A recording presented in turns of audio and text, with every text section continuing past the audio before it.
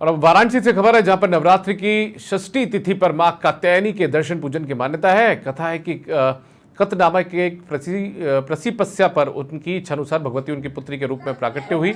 अश्विन कृष्ण चतुर्दशी को जन्मी भगवती ने शुक्ल पक्ष की सप्तमी, अष्टमी और नवमी तक ऋषि कात्यायन की पूजा ग्रहण की और दशमी के दिन महिषासुर का वध किया।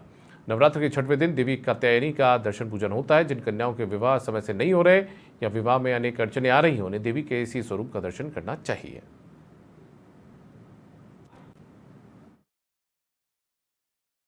माँ कात्यायनी का दर्शन होता है। क्या विधान है इनका? उनको माँ को अड़हुल का फूल, नारियल और पीला पेड़ा माँ को बहुत प्रिय है। जिस कुंवारी लड़कियों का लड़के का शादी नहीं होता है वो 5 मंगल दही हल्दी अगर लगा दे तो वो माँ तुरंत शीघ्र प्रार्थना सुन लेती हैं। तो यहाँ की हर देवी देवता कण कण में शंकर है और मान्यता की नवरात्र का शारदीय नवरात्र का दिन चल रहा है, चैत्र नवरात्र सारी। और नवरात्र में माँ की पूजा का, उपासना का सभी प्रकार से यहाँ पे नौ दुर्गा का अलग अलग मंदिर है।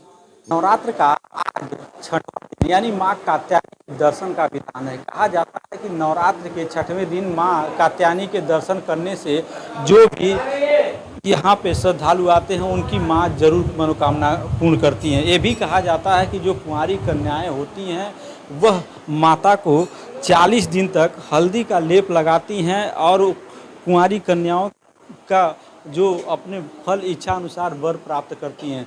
मंगला आरती के बाद से ही भक्तों के लिए दरबार खोल दिया गया। भक्त आ रहे हैं, अपने बारी का इंतजार कर रहे हैं और माता के दर्शन कर रहे हैं। ये भी कहा जाता है कि जो माता के दर्शन करता है वो ज़रूर उसको फल इच्छा अनुसार प्राप्त होता है। ऐसे में बात की जाए तो मैं तस्वीरों में दिखाना चाहूँगा कि काशी में 9 दिन 9 रूप में माँ दुर्गा विराजमान होती हैं और श्रद्धालु रात से ही लाइन में लगकर माता के दर्शन करते हैं। ये भी कहा जाता है कि माता के दर्शन करने मात्र से ही सबकी फल इच्छा प्राप्त होती है। ये भी कहा जाता है कि जो 5 दिन दर्शन नहीं कर पाता है वो आता है माँ कात्यायनी के दर्शन करता है, उसकी फल इच्छा अनुसार वर प्राप्त होता है। समाचार प्लस के लिए दुर्गेश यादव, वाराणसी।